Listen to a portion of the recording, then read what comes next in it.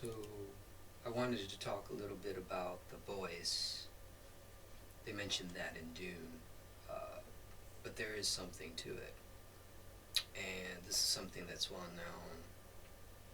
I believe I would say that it's one of the many arts that came from the fallen ones from Central Asia when they bequeathed these things to us. And it's the foundation of the dragon's tongue.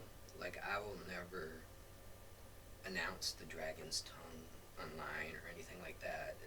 I consider it way too sacred for that. The dragon's tongue is the original tongue, the first tongue ever spoken. Not of this planet, not of this world, not of this universe, even. Uh, it's something that emerged from me in the late 90s in a very altered state in the Caribbean. And it's spontaneous, very much like how the Pentecostals kind of do their thing. But the structure is very different. Vanessa Ives in Penny Dreadful speaks what they call vers diaboli or something like that. Verbi diaboli or something. It's the closest thing that I've seen in Hollywood that comes to that, to the voice or the tongue. But the foundation of the tongue is you have to be able to develop your hara, your field of elixir. That's why I got deeply into internal martial arts. Well, I got into it for health reasons back in the mid 90s, but later from that came internal alchemy because Chan San Fang, the founder of Taoism, incorporated internal alchemy into his martial art. Like, I found that out when I cracked that code. So, internal alchemy, the foundation of internal alchemy is here. This is the field of elixir. Like when you unite those male and female currents in the bridal chamber, so to speak, which is here, but it starts here. This is the field of elixir, right? This is like a certain exercise that the Taoists do to kind of like stimulate that. Uh, but this is where it happens. This is the cauldron, so to speak, sorcerer's cauldron, from which the voice or the dragon's tongue emerges. But once this is developed, right? Because I only eat several hundred calories a day, I shouldn't be this developed, right? This is the hara, the development of the field of elixir. And any well developed master is going to have the belly, so to speak. Even Shiva, the old depictions of Shiva shown with a well pronounced belly instead of the He Man bodybuilder that they depict him as now. And there's a reason for that. So, the voice is something that's very familiar in places like Tibet, Mongolia, and so on. But it originated, I argue, from the fallen ones. And I argue it started somewhere in Central Asia, anywhere between Armenia and the steppes, that sort of area, 50 to 60,000 years ago.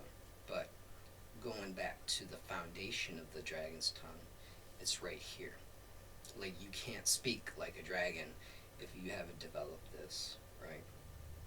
So I'm going to give a demonstration of that as far as like what it sounds like. And throat singing is very similar. Like that kind of development of this area is really important. So throat singing is a good way of getting into that, but also proper mantra recitation. It shouldn't be up here. It should be down here. Like, if you're going to do it verbally, it should be down here.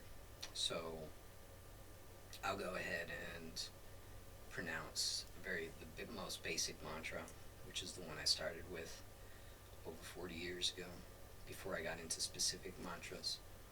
And that's the Om, which is the Omkara, which embodies the A, U, and M, past, present, and future, and the three states of matter, sattva, rajas, and tamas, and so on and so on. So I'm going to start with that and see how how you can tell that it's not just me speaking up here. Like a true martial artist is going to breathe from down here, and it gets to a point where you barely even breathe. Like you're just like there's no movement, basically. That's that yogi, that womb breath. That's what the Taoists call it. The yogis are familiar with it. The shamans, proper shamans, sorcerers, are familiar with that too, right? Because the foundation of all this is sorcery. From sorcery, all this came and branched everywhere, right? But it all started there.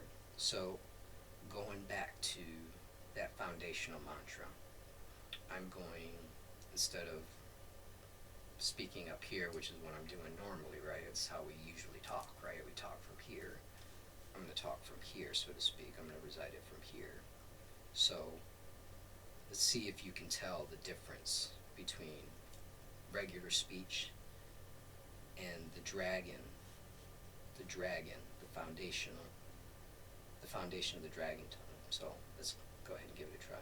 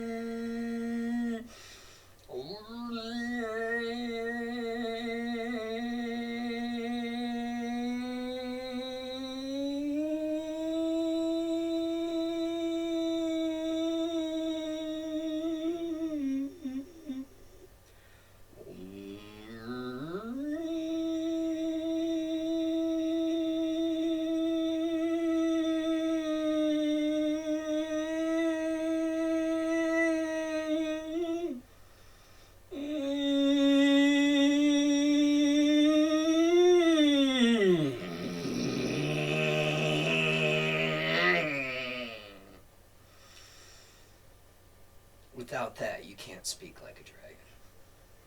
That's where you get the commands. That's where the power